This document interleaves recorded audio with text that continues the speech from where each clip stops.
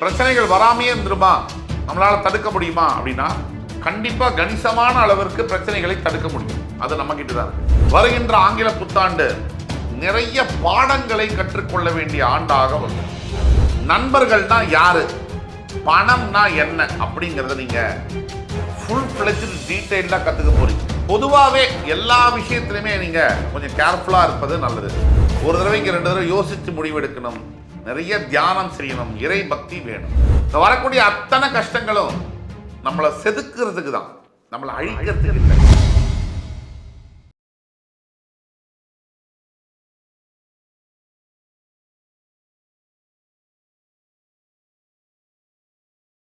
வணக்கம். துணை சப்ஸ்கிரைபர்களையும் எல்லா அன்பு உள்ளங்களையும் எனது நண்பர்களையும் வருக வருக என வரவேற்பதில் பெருமகிழ்ச்சி கொள்கிறேன். வக்ரதுண்ட மகாகாய சூரியகோடி சமப்பிரபக அபிக்னம் குருமே தேவ சர்வகாரியேஷு சர்வதா. தென்னாட்டுடைய சிவனை போற்றி, என் நாட்டவர்க்கும் இறைவா போற்றி. நண்பர்களே, இந்த புத்தம் புதிய காணொலியில் உங்கள் அத்துணை பெயரையும் சந்திப்பதில் மிக்க மகிழ்ச்சி கொள்கிறேன்.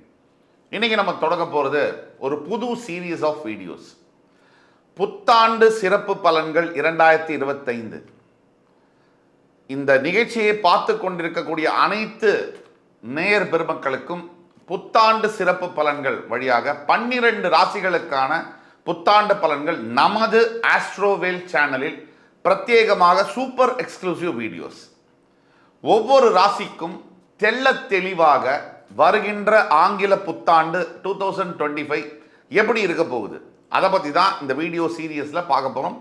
12 ராசிகளுக்கும் பிரத்யேகமான வீடியோஸ், தனித்தனியாக சாதக பாதகங்கள் என்ன, தீர்வுகள் என்ன, இப்படிப்பட்ட வரிசையில் நீங்கள் பார்க்க போகிறீங்க. இந்த வருகின்ற ஆங்கில புத்தாண்டில் 3 முக்கிய நிகழ்வுகள் இருக்குது. அதில் முதலாவதாக வரக்கூடியது சனி பயிற்சி, இரண்டாவதாக வரக்கூடியது குரு பயிற்சி, மூன்றாவதாக வரக்கூடியது ராகு கேது பயிற்சி. இப்படி 3 பயிற்சிகளும் ஒரே ஆண்டில் வருவது ஒரு அபூர்வ நிகழ்வாகும். சனி 2.5 வருஷத்துக்கு ஒரு தடவை பயிரும் பொழுது குரு கண்டிப்பாக ஒவ்வொரு ஆண்டுக்கும் பெயருவார். ஆனால் ராகு கேது 1.5 ஆண்டுகளுக்கு ஒரு தான் பெயர்வாங்க. ஸோ ராகு கேதுவும் குருவும் சனியும் சேர்ந்து பெயர்வது இந்த ஆண்டின் சிறப்பு அம்சமாகும். இப்படி ஜாம் பேக்கடா கிரக நிகழ்வுகள் மாற்றங்கள் இருக்கக்கூடிய இந்த ஆண்டில் உங்களுடைய வாழ்க்கை எந்த திசையை நோக்கி பயணிக்கப் போகிறது, மிகுந்த கஷ்டங்கள் துயரங்கள் அனுபவித்து கொண்டிருக்கக்கூடிய சில ராசி பெருமக்களும், ஓரளவுக்கு பரவாயில்ல நிமிர்ந்து நிற்கக்கூடிய சில ராசி பெருமக்களுக்கும், சூப்பராக போயிட்டு இருக்கு அப்படின்னு சொல்லக்கூடிய ராசி பெருமக்களுக்கும் எந்த மாதிரியான திருப்பங்கள் காத்து கொண்டிருக்கிறது, எல்லாம் நல்லதே நடக்கும், இறைவன் முருகப்பெருமானின் அருளால் அத்தனையும் நல்லதே நடக்கும் என்ற நம்பிக்கையுடன் அத்துணை ராசிக்காரர்களுக்கும் என்ன எதிர்பார்க்கலாம் அப்படிங்கிறத பற்றி பேச போகிறோம். இன்னைக்கு நம்ம பேசும்போது மீனராசியை பற்றி, காலபுருஷனுடைய 12ஆம் வீடு. வருகின்ற ஆங்கில புத்தாண்டு 2025 3 முக்கிய நிகழ்வுகள் இருக்கு. சனி பயிற்சி, குரு பயிற்சி, ராகு கேது பயிற்சி. இதில் ரொம்ப முக்கியமானது சனி பயிற்சி. ஏன் அதை விட முக்கியமானது ரொம்ப இந்த ஆண்டு வரக்கூடிய சனி பயிற்சி. மேஷராசியில் காலபுருஷனுக்கு முதல் வீடு, ஃபர்ஸ்ட் ராசி மேஷராசி. எப்பவுமே லாஸ்ட் ராசி மீனராசி. இது எப்படி எடுத்துக்கூடாது, எல்லாத்தையும் மேஷம் ஃபர்ஸ்ட் மீனம் லாஸ்ட் அப்படி எடுத்துக்கூடாது. டிராவல் எங்கேயோ ஒரு இடத்துல ஆரம்பிச்சு தான் ஆகணும், எங்கேயோ ஒரு இடத்துல முடிஞ்சு தான் ஆகணும். காலபுருஷனுடைய முதல் வீடு மேஷராசி, மோட்சஸ்தானம் என்று சொல்லக்கூடிய 12ஆம் வீடு மீனராசி. மீனராசிக்கு நிறைய சிறப்புகள் உண்டு, அசாத்திய சிறப்புகள் உண்டு. நீங்கள் மீனராசியில் பிறந்தவரா, உங்களுடைய பிறப்புடைய ரகசியமே வேற. அதை நீங்கள் முதல்ல புரிஞ்சுக்கணும். உங்களுடைய பிறப்பில் மிகப்பெரிய தெய்வ தத்துவம் என்பது இருக்குது. அதெல்லாம் நம்ம பேசுகிறேன். இந்த சனிப்பயிற்சியானது 30 ஆண்டுகளுக்கு முன்னாடி, கிட்டத்தட்ட 95வது வருஷம் மேஷராசியில் தன்னுடைய டிராவல், அதாவது இந்த ஃபுல் சர்க்கிளுக்கான முதல் படி, அந்த டிராவலை ஆரம்பித்தது 95. 3 தலைமுறைகளுக்கு முன்னாடி சனீஸ்வர பகவான் ஆரம்பித்த டிராவல் இப்போ மார்ச் 29, 2025 உங்கள் ராசிக்கு முடிக்க போகிறார். இதுதான் விஷயம். அவ்வளவு சிறப்பு மிக்க இது. இனிமேல் புதுசாக இன்னொரு டிராவல் ஆரம்பிக்குன்னா மேஷராசிக்கு போனால் தான். அவ்வளவு பெரிய ஒரு விஷயம் இது. இந்த சனி பயிற்சி சாதாரணது இல்லை. மோட்சஸ்தானத்தில் வரப்போகிறார். உங்கள் ராசிக்கு கிட்டத்தட்ட 12ஆம் வீட்டில் இருக்கக்கூடிய சனி பகவான் உங்கள் ராசிக்கே பயிரவிருக்கிறார். இதுவரை விரய சனியாக இருந்து தொந்தரவு செய்த சனி பகவான் ஜென்ம சனியாக வருகிறார். நான் அப்படி இருக்கும் இப்படி இருக்கும் பொய் நெகட்டிவ் பாசிட்டிவ் இதுக்குள்ளே போகல. ஜோதிடத்துக்குன்னு ஒரு தர்மம் இருக்கு.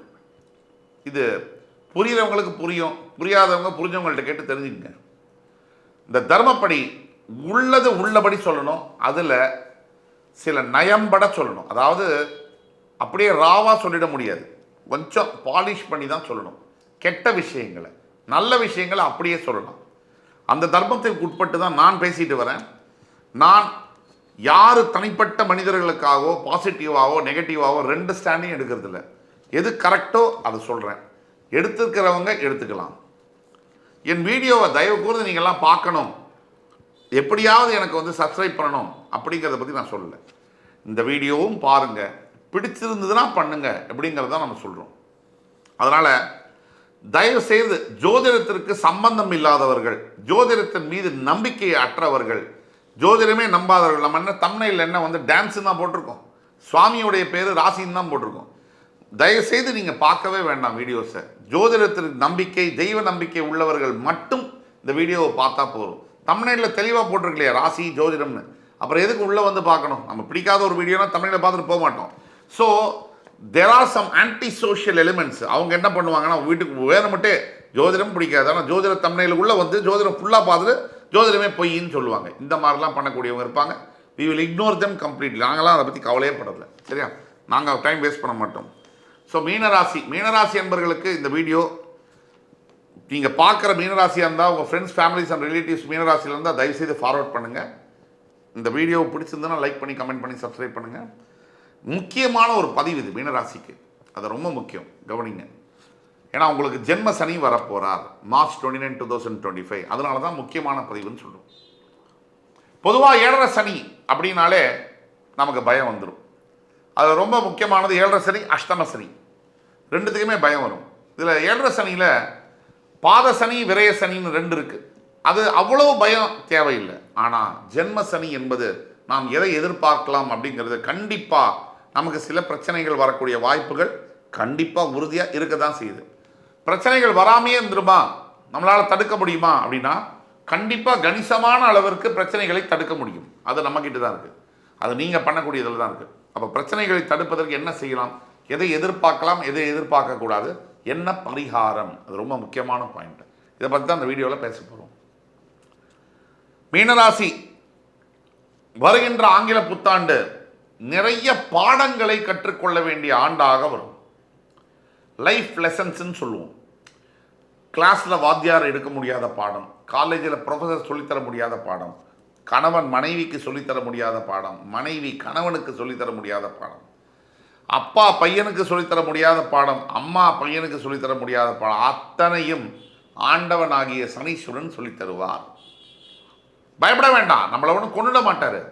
நமக்கு வந்து பாடம் சொல்லி கொடுத்து நம்மளை அரவணைக்கவும் செய்வார். விழுந்துரு அடிப்பார், விழும்போது பிடிச்சிருவார். ஸோ கவலைப்பட வேண்டாம். நண்பர்கள்னா யார், பணம்னா என்ன அப்படிங்கிறத நீங்கள் ஃபுல் ஃப்ளெஜ்டு டீட்டெயில்டாக கற்றுக்க போகிறீங்க. இதை மறந்துடாதீங்க. எல்லாத்தோட முக்கியம், இவர் இல்லைன்னா நான் இல்லை, இவ இல்லைன்னா நான் இல்லை, உன் மேலே உயிரியே வச்சுருக்கேன் அப்படின்னு சொன்ன உறவுகள் இருக்குல்ல, அக்கா தம்பி அண்ணா தங்க பொண்டாட்டி புள்ள இதெல்லாத்தையும் நீங்கள் யார், இந்த உறவு, இவங்களுடைய ஒரிஜினல் கலர்ஸ் எல்லாம் என்ன அப்படிங்கிறத ஃபுல் ஃப்ளெஜ்டாக தெரிஞ்சுக்க போகிறீங்க. பொதுவாகவே எல்லா விஷயத்துலையுமே நீங்கள் கொஞ்சம் கேர்ஃபுல்லாக இருப்பது நல்லது. ஒரு தடவைக்கு 2 தடவை யோசித்து முடிவெடுக்கணும். நிறைய தியானம் செய்யணும், இறை பக்தி வேணும். இப்போ 7.5 சனி ஜென்ம சனி வருது, ஐயோ பெரிய கஷ்டம் வருமா அப்படின்னு பயப்பட வேண்டியதில்லை. பயந்தால் மட்டும் கஷ்டம் போயிடுமா? பயப்பட வேண்டியதில்லை. எதிர்கொள்ள வேண்டும். எது வந்தாலும் பார்த்துக்கிறேன், எதிர்கொள்ள வேண்டும். பார்த்துக்கலாம், எல்லாரும் அதை தாண்டி தான் வரும், பார்த்துக்கலாம். இந்த வாழ்க்கைங்கிற பயணத்தில் நல்லது கெட்டது பகல் இரவு துக்கம் சந்தோஷம் இன்பம் துன்பம் எல்லாம் பார்த்து தான் வரும், பார்த்துக்கலாம். அதில் உங்களுக்கு ரொம்ப உதவியாக எது இருக்கும் அப்படின்னா உங்களுடைய கர்மா, உங்களுடைய தர்மம்.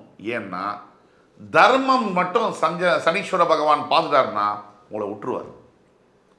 நீங்கள் தர்மம் செய்கிறீங்க அப்படின்னு மட்டும் அவருக்கு தெரிஞ்சு போச்சுன்னா உங்ககிட்ட வரமாட்டார். உங்களால் முடிஞ்ச தான தர்மங்களை நீங்கள் செய்ய ஆரம்பிக்க வேண்டும். அதுதான் பாயிண்ட். வரக்கூடிய அத்தனை கஷ்டங்களும் நம்மளை செதுக்கிறதுக்கு தான், நம்மளை அழிக்கிறதுக்கு இல்லை. இந்த வித்தியாசத்தை மனசில் நிலைநிறுத்துங்க. எந்த ஒரு விஷயத்துலையும் வருகின்ற ஆண்டில் அகலக்கால் வைக்காதீங்க. ஷேர் மார்க்கெட்டு, கேம்பிளிங், அதில் இன்வெஸ்ட் பண்ணுறேன், இதில் இன்வெஸ்ட் பண்ணுறேன்னு போனீங்கன்னா அது ஒன் வேயாக தான் இருக்கும். இப்போ எந்த ஒரு இன்வெஸ்ட்மெண்ட்டையும் தவிர்க்க வேண்டும். கீழே கொடுக்கப்பட்ட வாட்ஸ்அப் நம்பரில் உங்களுடைய பிறப்பு ஜாதகத்தை காமிச்சு, ரொம்ப முக்கியமான தருணம், கண்டிப்பாக ஒவ்வொரு மீனராசி நண்பர்களும் கன்சல்டேஷன் எடுத்துக்கணும். அதுதான் உங்களுக்கு நல்லது. ஃபார்வேர்டில் நீங்கள் என்ன டிசிஷன் எடுக்கலாம், எப்படி பிரச்சனைகளை குறைத்து கொள்ள முடியும் என்பதற்கு நாங்கள் வந்து கிளியர் கட் ப்ரெடிக்ஷன்ஸோட வழிகாட்டுதலோடு சொல்லுவேன். அதுபடி இப்போ பண்ணிக்கலாம். இந்த நேரத்தில் போய் நான் போய் லவ் பண்ண போகிறேன், இல்லைனா என் மனைவி கிட்ட நியாயம் கேட்க போகிறேன், கணவன் கிட்ட போய் நான் வந்து எது தர்மம் எது நியாயம்னு கேட்க போகிறேன், இதெல்லாம் பண்ணிங்கன்னா போலீஸ் ஸ்டேஷனில் போய் உட்கார வச்சிருவார் சனி பகவான். வெளிப்படையாகவே சொல்கிறேன். தயவு கூர்ந்து காதலிக்கிறீங்கன்னா கூட எக்ஸ்பிரஸ் கூட பண்ண முடியாத நிலமையில் இப்போ டைமில் இருக்கிறதுனால முடிஞ்சால் ஓப்பனாக சொல்லுங்கள். ஏற்றுக்கிட்டா ஓகே, இல்லைன்னா விட்டுட்டு அடுத்தது வேலையை பாருங்கள். அவ்வளோதான். B practical. அதே மாதிரி கணவன் மனைவி கிட்ட நியாயத்தை எதிர்பார்க்குறேன், நான் அது தப்பு பண்ணுறாங்க, இப்படிலாம் இருந்தால் எப்படி வாழ்கிறது, இதெல்லாம் பண்ணாதீங்க. அடுத்த 2 வருஷம் எப்படி இருந்தாலும் வாழ்ந்துக்கணுங்கிற மனசில் இருந்துக்குங்க. இதுதான் உங்களுக்கும் நல்லது, குடும்பத்துக்கு நல்லது, எல்லாத்துக்கும் மேலே எந்த பாவமும் அறியாத அந்த குழந்தைங்களுக்கு நல்லது. இப்போ சொல்ல போகிற பாயிண்ட்டை நான் சொல்லும் போது என்ன நினச்சே கோவப்படலாம். ஜென்ம சனி இருக்கும்போது இந்த சுயமரியாதைக்கும் பணிஞ்சு போகிறதுக்கும் மயிரிழை தான் வித்தியாசம். இப்போ உள்ள தலைமுறை பணிஞ்சு போகிறதுக்கு வந்து என்ன நினைக்கிறாங்கன்னா, சுயமரியாதை இழக்கிறதா நினைக்கிறாங்க. பணிவுக்கும் சுயமரியாதைக்கும் மயிரிழை தான் வித்தியாசம். தேவையில்லாத விஷயங்களில் பணிவு வந்து அது வந்து சுயமரியாதையை இழக்கிறதாகும். தேவையுள்ள விஷயங்களில் வந்து அமுங்கி போகிறது வந்து பணிவாகும். அப்போது ஒரு லாபத்துக்காக நீங்கள் உங்களுடைய மரியாதையை விட்டு கொடுக்கும்போது அதுதான் சுயமரியாதையை இழக்கிறது. உங்களுடைய லாபத்துக்காக, இன்னொருவருடைய லாபத்துக்காக மரியாதையை விட்டு கொடுக்கறது பேர் பணிவு. புரியுதுங்களா? தேவையில்லாத விஷயங்களில் ஒரு வேலை பார்க்குற இடத்துலையோ, இல்லை வேற ஒரு ஆஃபீஸ்லையோ, இல்லை ஒரு வியாபாரம் செய்கிற இடத்துலையோ, இல்லை ஒரு பிஸ்னஸே பண்ணுறீங்க, கஸ்டமர்ஸ் கிட்டேயோ நீங்கள் வந்து நான் சுயமரியாதையோடு இருக்கேன், நீங்கள் கடைக்கெல்லாம் வராது அப்படிலாம் சொன்னீங்கன்னா அந்த பாதிப்பு அவருக்கு இல்லை, அந்த பாதிப்பு உங்களுக்கு தான். நீங்கள் பொறுமையாக கையாளணும். பொறுத்தார் பூமி ஆழ்வார். இந்த பொறுமை மிகப்பெரிய விஷயங்களை உங்களை காப்பாற்றி கொடுக்கும். அவசரம் வாழ்க்கையில் பல விஷயங்களை இழக்க வச்சிடும். இதை மறக்காதீங்க. அதே மாதிரி உங்களுடைய ஜூலை ஆகஸ்ட்டுக்கு மேலே கேது வந்து உங்களோட 6ஆம் இடத்துக்கு வருவார். அதை பற்றி பேசுவோம். இது சனிப்பெயர்ச்சியினால் வரக்கூடிய தாக்குதல்கள். இதுக்குண்டான பரிகாரத்தையும் நான் சொல்கிறேன், முழுசாக கேளுங்க. இதுக்கு அடுத்தபடியாக வரக்கூடிய குரு பயிற்சி. உங்களுடைய ராசிநாதன் உபஜயஸ்தானத்திலிருந்து 4ஆம் இடத்துக்கு போகிறது நல்ல வேலை. அவர் வந்து ரிஷபத்திலிருந்து மிதுனத்துக்கு போகிறார். ஓரளவிற்கு உங்களுக்கு அவர் உங்களுடைய 10ஆம் வீட்டை பார்ப்பதனால் தொழில் செய்யும் இடத்தை கொஞ்சம் காப்பாற்றுவார். அதே மாதிரி உங்களுடைய 8ஆம் இடத்தை அவர் பார்க்க போவதனால் 5ஆம் பார்வையாக உடல் உபாதைகளை கொஞ்சம் தவிர்ப்பார். அதே மாதிரி தன்னுடைய 9ஆம் பார்வையால் உங்களுடைய 12ஆம் வீட்டை பார்ப்பதனால் வெளிநாட்டு சம்பந்தப்பட்ட விஷயங்களில் பாசிபிளான ஃபேவரபிளான ரிசல்ட்டை கொடுப்பார். ஆனால் உங்கள் ராசியில் இருக்கக்கூடிய ராகு விலகி உங்களோட 12ஆம் வீட்டுக்கு வருவதை போல இந்த மாதிரி நேரங்களில் யோகம் உங்களுக்கு இருக்க முடியாது. ஆனால் பிட்வீன் ஏப்ரல், மே, ஜூன், ஜூலை இந்த ராகு மாறுற வரைக்கும் இந்த 4 மாதம் கொஞ்சம் டெரிஃபிக்காக தான் இருக்கும். சனியும் உங்கள் ராசியில் இருப்பார், ராகுவும் இருப்பார். தேவையில்லாத மனக்குழப்பங்கள், சஞ்சலங்கள் இந்த நேரத்தில் தான் பிட்வீன் ஏப்ரல் 1 டு ஒரு ஜூலை 31 வரைக்கும் தேவையில்லாத உறவுகளுக்குள்ளே போய் மாற்றுறது, பெண்கள்னால் அவமானப்படுறது, ஒன்றுக்கு மேற்பட்ட ரிலேஷன்ஷிப் போய் என்ட்ராது, சபலப்படுறது, இதெல்லாம் வரக்கூடிய வாய்ப்புகள் இருக்குது. போனீங்கன்னா நோ என்ட்ரி, அவ்வளோதான். அதுக்கு பிறகு திரும்பி அதுலேருந்து வர முடியாது, காப்பாற்றிக்க முடியாது. அதனால் நல்லதை தான் சொல்கிறோம், நல்லபடியாக இருங்கன்னு சொல்கிறோம். அது ஒன்று. இதுக்கு அடுத்தபடியாக ராகு உங்கள் ராசியிலிருந்து பெயர்ந்து 12ஆம் வீட்டுக்கு, உங்களோட 12ஆம் வீடுன்னு சொல்லக்கூடிய கும்பத்துக்கு ஜூலை ஆகஸ்ட்டுக்கு அப்புறம் பெயரும்போது யோகங்களை அள்ளி வழங்குவார். அது ஒன்று. அதே மாதிரி உங்களுடைய 6ஆம் இடத்திற்கு கேது வரும்போது மிகப்பெரிய அளவில் பாதுகாப்புகள் இருக்கும். இப்போ மொத்தமாக ஆங்கில புத்தாண்டில் என்னென்ன செய்யலாம், எதை எதிர்பார்க்கலாம், எதை எதிர்பார்க்கக்கூடாது என்பதை தர்மத்திற்கு உட்பட்டு ஓப்பனாக தெளிவாக பேசியிருக்கணும். பாசிட்டிவாக தான் பேசணும், நெகட்டிவ். ஜோதிடம் என்பது ஒரு சார்ந்தது இல்லை, பாசிட்டிவ் மட்டும் நெகட்டிவ் மட்டும். ஒரு சமையலில் மட்டும் நீங்கள் உப்பு புளிப்பு காரம் அஞ்சரை பெட்டி வச்சிருக்க மாதிரி ஜோதிடத்திலையும் வாழ்க்கையில் இருக்கக்கூடிய அனுபவத்தில் கூட எல்லாமே இருக்கும். அதை எடுத்துக்கிற பக்குவத்தை பொறுத்து இருக்கு. எனக்கு எதுவுமே வேணாம், கெட்டதெல்லாம் வெறும் நல்லது தான், அது மாதிரி ஒரு வாழ்க்கை அது வந்து பொய் தான். கெட்டதும் இருக்கணும், கொஞ்சமாக இருக்கணும், நல்லது நிறையா இருக்கணும். அப்படி இருந்தால் தான் வாழ்க்கையாக இருக்கும். ஆக தர்மத்திற்கு உட்பட்டு நம்ம பேசியிருக்கோம். பரிகாரம் என்று சொன்னால் கட்டாயம் மீனராசியில் பிறந்த 100% பேரும் ஒரு தடவையாவது திருநள்ளாறில் இருக்கக்கூடிய தர்பாரணீஸ்வரர் தரிசனம் பண்ணி நலத்தீர்த்தத்தில் குளிச்சு அபிஷேகம் பண்ணி, அதே மாதிரி வெளியில் உங்களால் இந்த அத்தனை பிரச்சனையை ஜென்மசனிலேருந்து காப்பாற்றக்கூடியது ஒன்று தான், தர்மம் தான். நம்ம ஏற்கனவே சொன்னபடி தர்மம் தலை காக்கும், தக்க சமயத்தில் உயிர் காக்கும். நீங்கள் செய்யக்கூடிய கல்விக்கான உதவிகள், நீங்கள் செய்யக்கூடிய அன்னதானங்கள், நீங்கள் செய்யக்கூடிய முதியோருக்கான உதவிகள், இது அத்தனை மட்டும்தான் உங்களை காத்து நிற்கும். நல்ல எண்ணங்கள், தியானம், தர்மம், கடவுள் பக்தி, இது ஒன்று தான் உங்களை காப்பாற்றி நிற்கும் என்று கூறி, என் உயிரினும் மேலான மீனராசி பெருமக்களே, உங்களை மறுபடி அடுத்த காணொலியில் சந்திக்கும் வரை உங்களிடமிருந்து விடைபெறுவது உங்கள் சுபாஷ் பாலகிருஷ்ணன். நன்றி, வணக்கம், வாழ்க வளமுடன்.